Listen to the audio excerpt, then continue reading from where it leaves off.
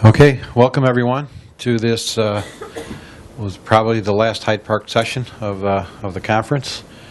For the sake of the video, I guess this is called the Hyde Park session. It's the name is derived from what used to happen. I guess it's in London in Hyde Park, where it would be known that people would show up at the park, stand on whatever soapbox they would stand on, and present a position, and invite the debate in on their position. So that's what this is about. It begs for your participation. Alan's going to be presenting on Balanced Scorecard items along with TOC and the strategy and the comparisons, contradictions, whatever. So, Alan, just do me one favor. Wait for me to bring you the microphone. That way your questions or observations are properly recorded. Okay? Thank you.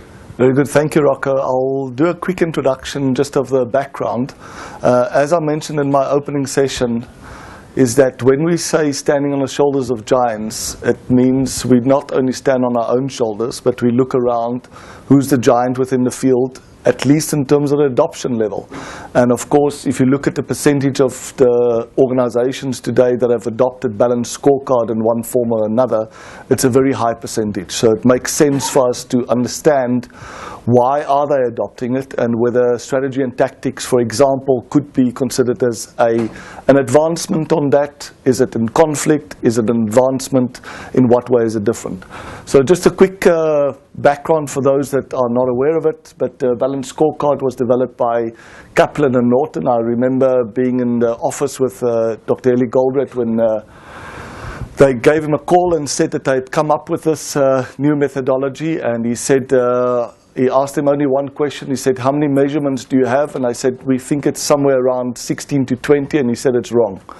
And I said, but we haven't been able to explain to you what we've done. And he said, it's wrong, it's too many measurements. Human being can't operate in a harmonious way with so many measurements, because it's very likely that many of them will be in conflict.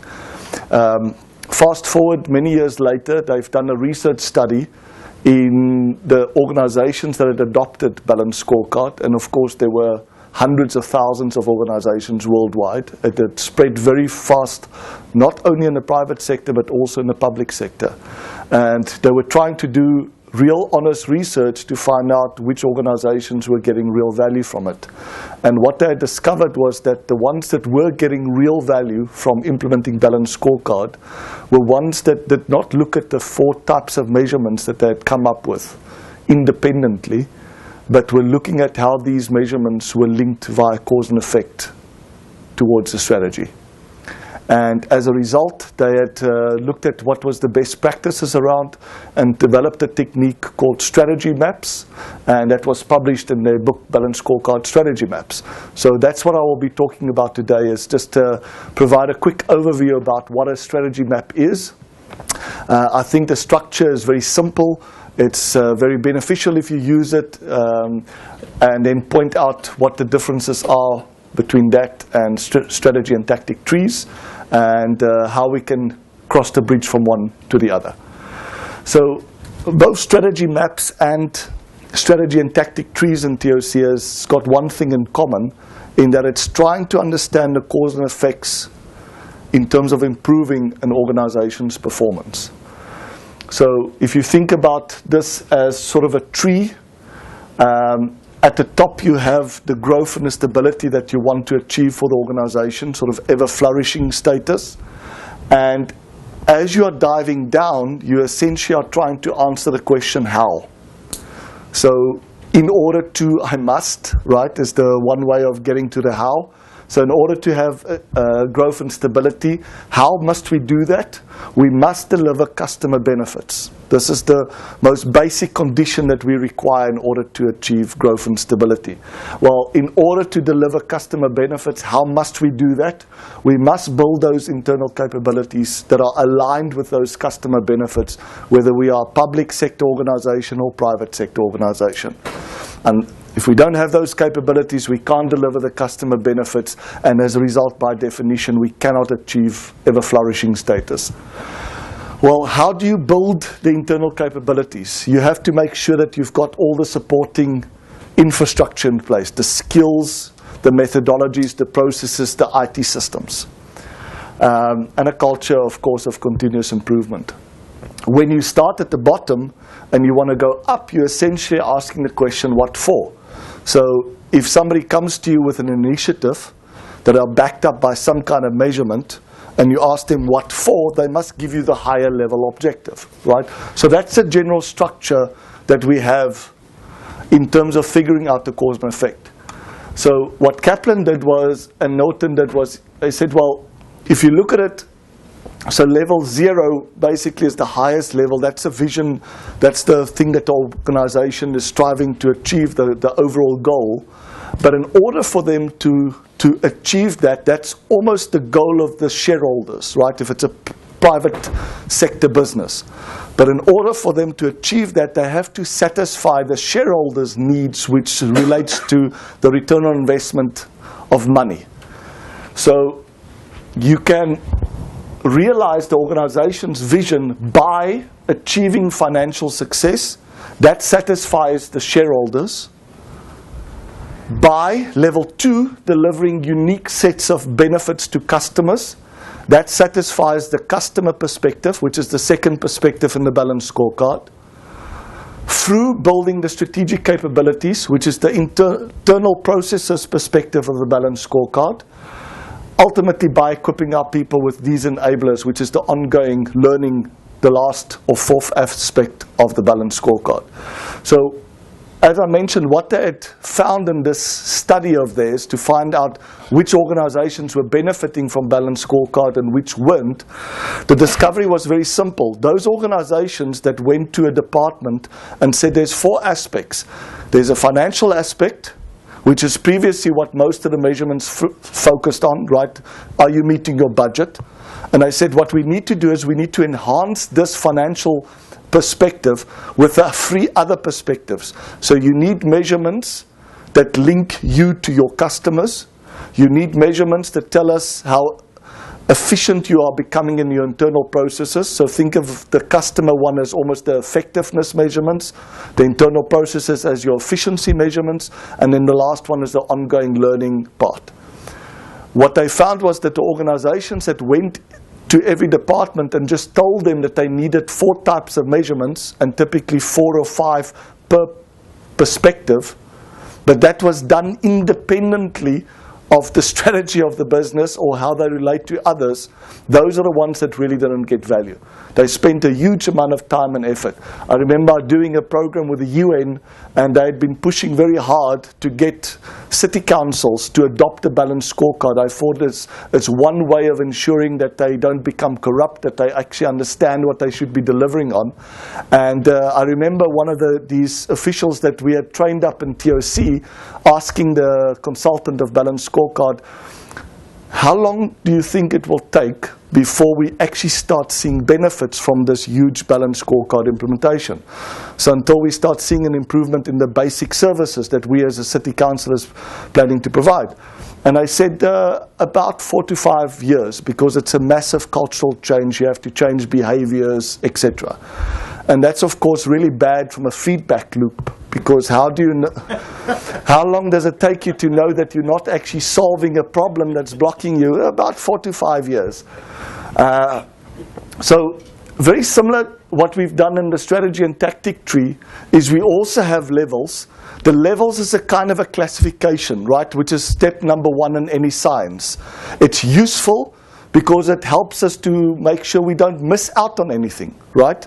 So, for example, if we only had measurements related to our own internal capabilities and to the shareholders, the financial side, we realize that the only way of transitioning those local improvements into a financial improvement for the whole company is if clients are willing to pay more or buy more as a result, right? So it shows us that we've missed an element, which is nice. That's what classifications do. They help us to ensure that we don't miss things, right?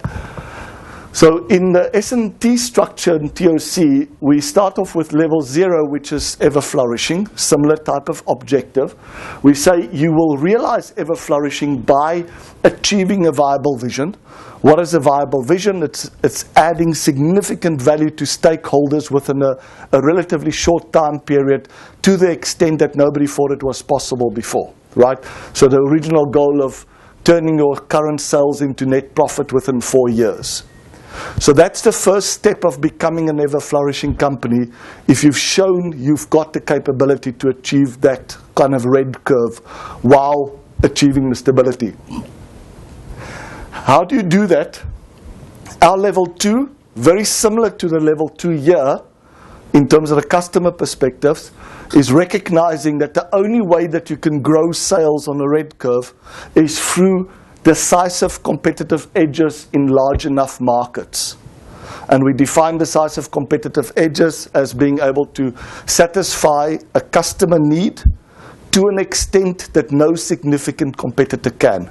Very useful definition, because there's very few things that actually meet those criteria, and it really helps companies when they say, is what we're doing meeting that very strict criteria of a decisive competitive edge? If not, we don't have one. Let's not fool ourselves. It means that there's a glaring gap here in level 2. So it doesn't matter how much we've got here. If this is basically empty, it means that we shouldn't have an expectation of achieving the top. Of course, level 3 is what we talk about. The titles there, or the sub-classifications, is we must build, capitalize on, and sustain these decisive competitive edges. So if we have 1, we typically have 3 boxes underneath it. All the things that we need to build those decisive competitive edges, all the things that we need to change in order to capitalize fully on them, and all the things we need to do in order to sustain them. Of course, if we have 2 decisive competitive edges, that same structure will repeat a second time. And then the lowest levels are basically only those changes that are necessary and sufficient to support that objective. So it's relatively similar in terms of structure. There are some differences, and you'll pick it up when we start going to this. So those 4 perspectives of the balanced scorecard is we've got the financial perspectives, which is if we succeed, how will we look to our shareholders? This is basically their criteria, a specific return on investment, a specific percentage profitability. The customer's perspective, to achieve our vision, how must we look to our customers so that they would buy more, pay more? The internal perspective, to satisfy our customers, at which processes must we excel? Right? Important question, if used correctly, really helps you to know what you should be improving and what not.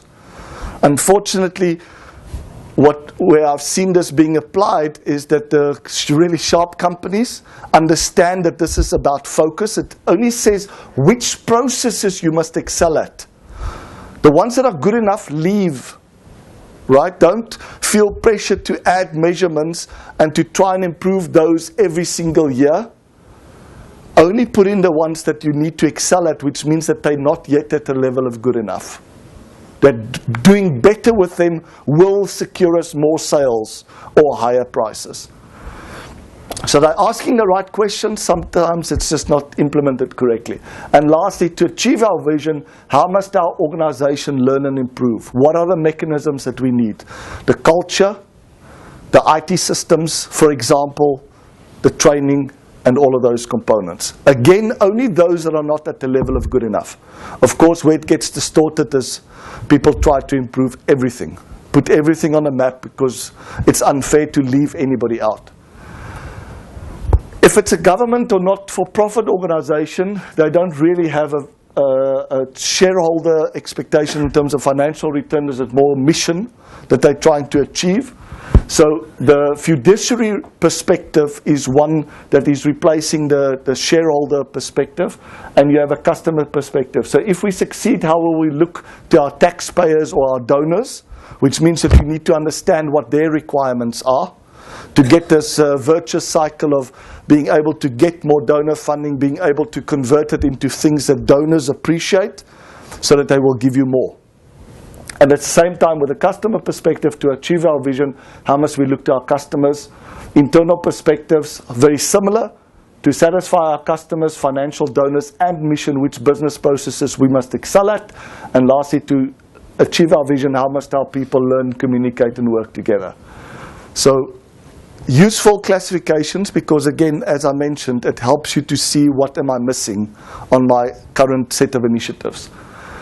A kind of a full balanced scorecard strategy map tends to take this form, and you'll notice in terms of the way that they've structured it, similar to a strategy and tactic tree, there's quite a bit of structure.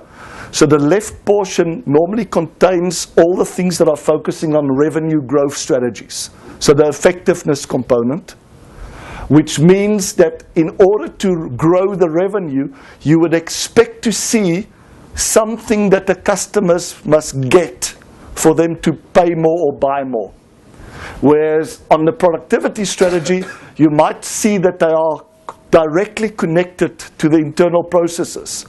Because if you can become more efficient, right, it will give you direct savings in costs. So you can see the arrows jumping all the way, not going through this, but jumping all the way directly to that part. So that's generally, if you look at a balanced scorecard strategy map, you'll notice two parts to it. The left part normally relates to the growth, which has to go through the customer perspectives. What are we doing differently so that customers will pay more or buy more? And the right-hand side, which is the productivity strategy, which tend to be linked directly to their third level, the internal perspectives. Now that, of course, is very nice, but it opens up the possibility to say anything where we can save money should be here, because it will help us get there. And that's where you end up losing focus. Rather than saying the things that could really help us save a lot of money, that's outside of the noise, they should be there, the rest shouldn't be there because it will distract us. But the first time I started looking at this, I thought this is a really useful mechanism, right? Because it does force you to look at the cause and effects.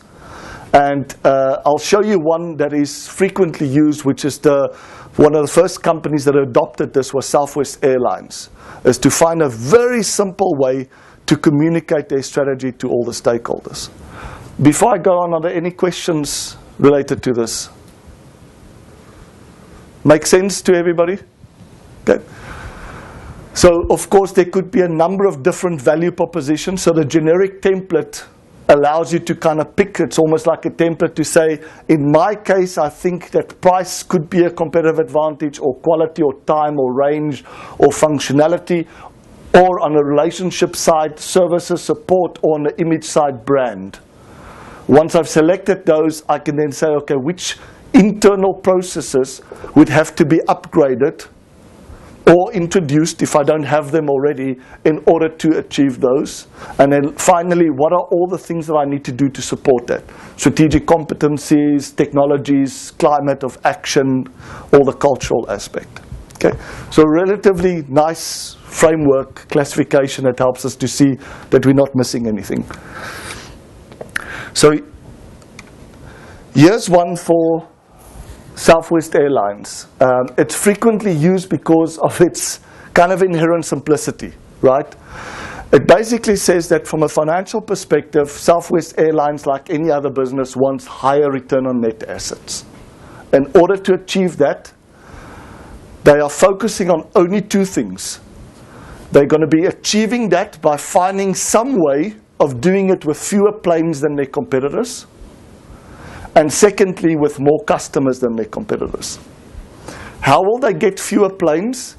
They need a way of ensuring that flights are always on time.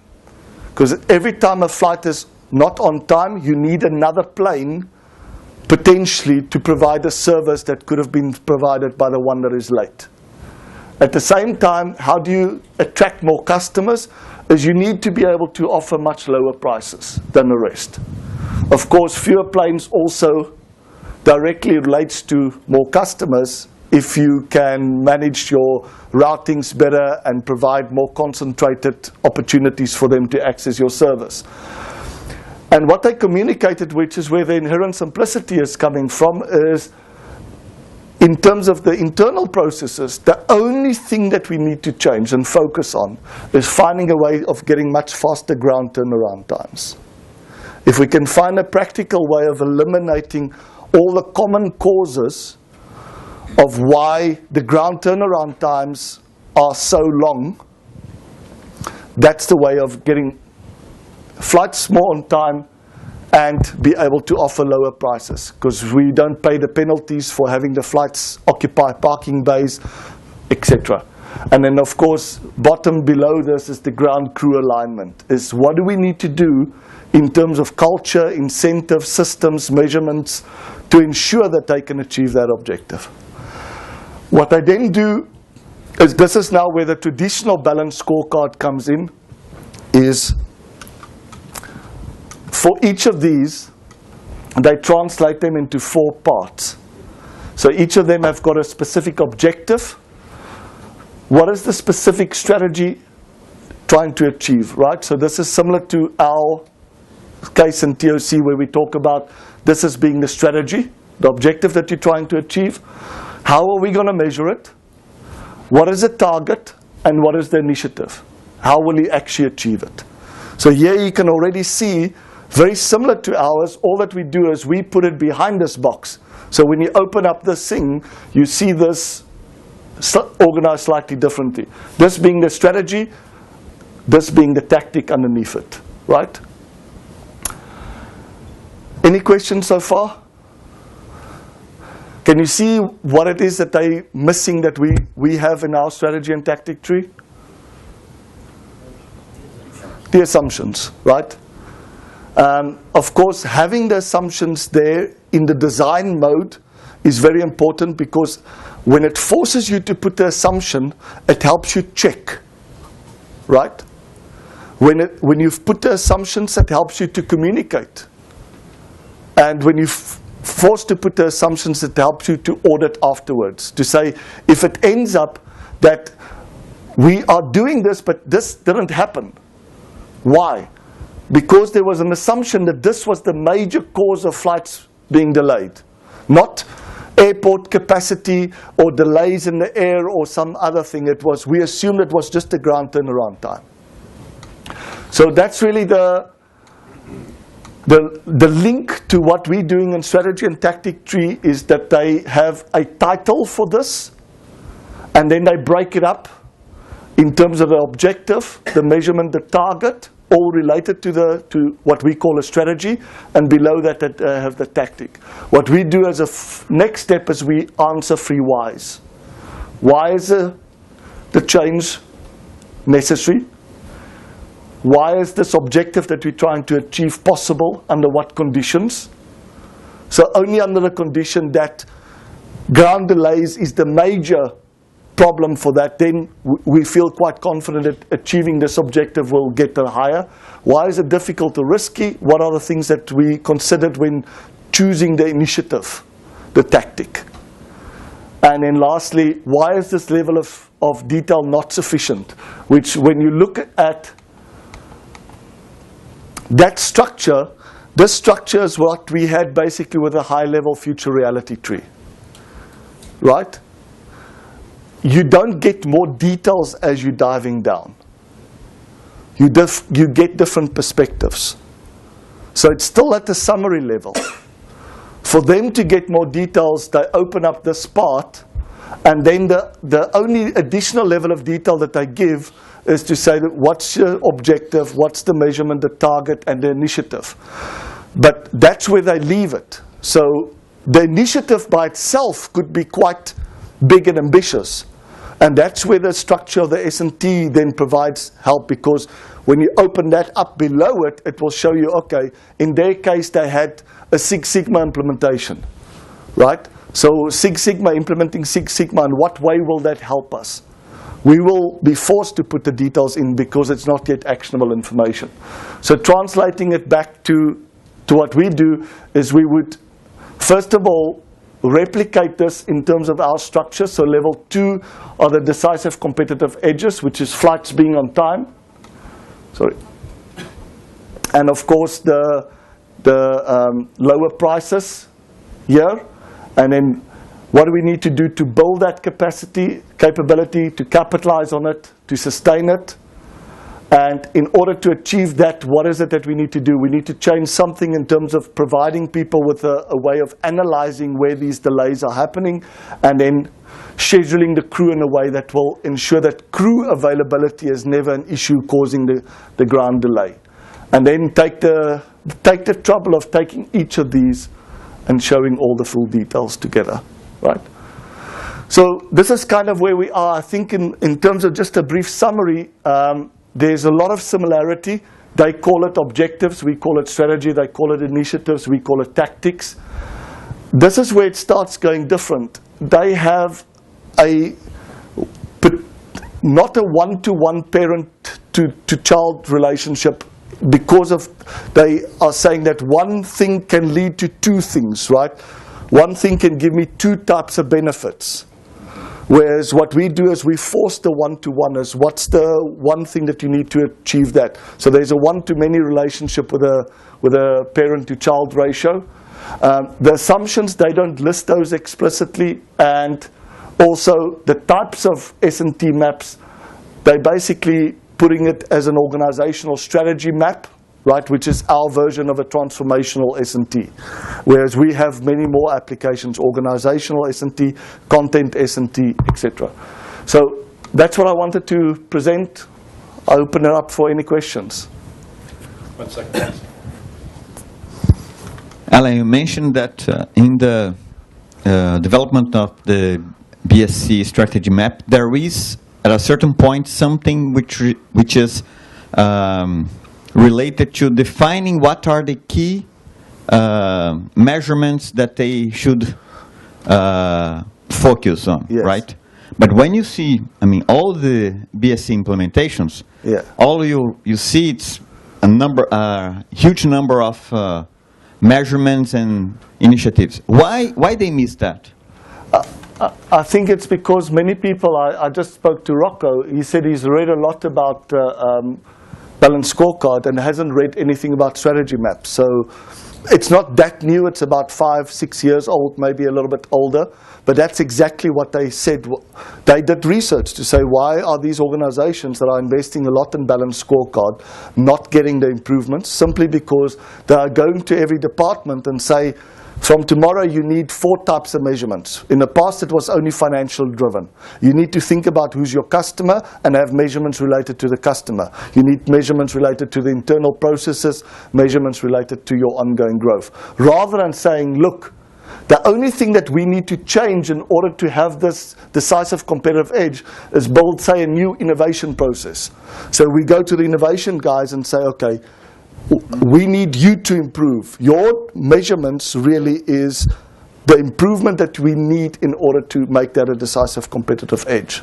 So I think that's the thing is, if you don't do this, it's almost unavoidable that it won't really add value. It will add a lot of confusion and conflict.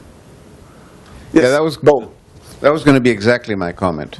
The previous chart, Yeah. I think to this one, which is the levels, and they have measurements at every level. Yeah. And these measurements, they breed like rabbits.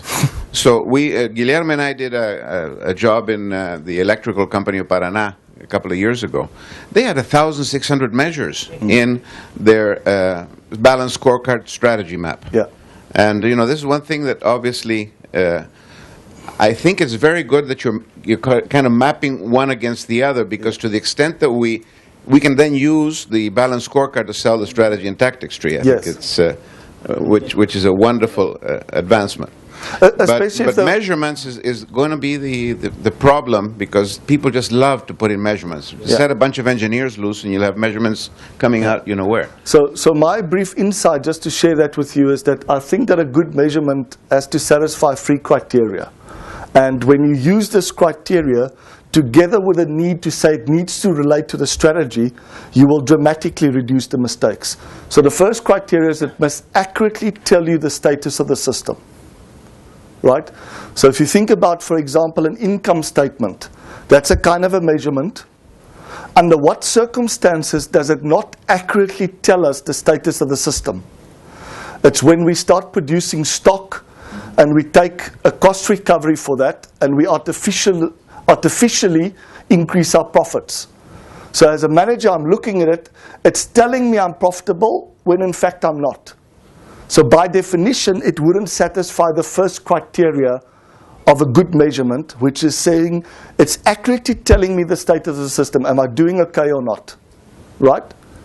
Because there I don't want those two mistakes, telling me I'm okay when I'm not, or telling me I'm not okay when I am. Right? So I think using that criteria by itself will eliminate a lot of the measurements that's not giving me actionable information. The second criteria of the measurement is must accurately tell us the cause of the status. So let me give an example that many of you will be familiar with. If my buffer goes into the red, is it good or bad? We have decided on a definition that makes it bad. Bad from a sense is I need to take action, right? Green, it's good enough, don't take action. Red means we're taking action. It satisfies the first criteria.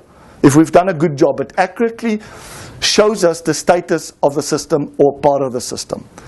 Does it tell us the cause of the status?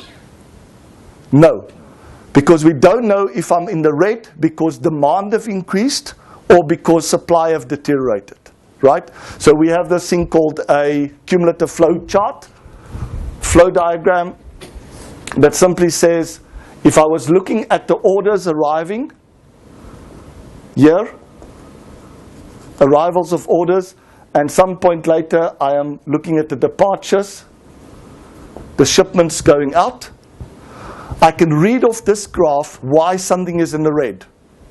For example, if my rate of orders arriving increases, guess what happens is my lead time will increase and my WIP will increase. Which means that, of course, my buffer will go into red if my rate of demand is increasing. At the same time, if my supply deteriorates, there's a breakdown, and then I start again, the same thing happens. Lead times will increase, WIP will increase. I will go into the red. If I don't come out of the green, again, it tells me I'm good, but does it tell me why I'm good? I don't know. It may be because I've improved my supply performance, but it could also be that my demand is much less than what I expected. So that's the second criteria. I need to check whether the measurements that I have is accurately indicating the cause of the status. And then the last one is it driving the right behavior? And that's normally when we design measurement systems, we say start at the back end. What's your strategy that you want to achieve? Which means what is the behaviors or contributions that you need? Once you are sure of those, and the strategy and tactic tree is a wonderful way of capturing that, then go and figure out what are the measurements. And that's exactly what Kaplan and Norton found with their strategy map. First, figure out what you want people to do. How do you need them to contribute? And then say what measurements will support that. Don't do it the opposite. Don't start with the measurements. You won't get the result that you want.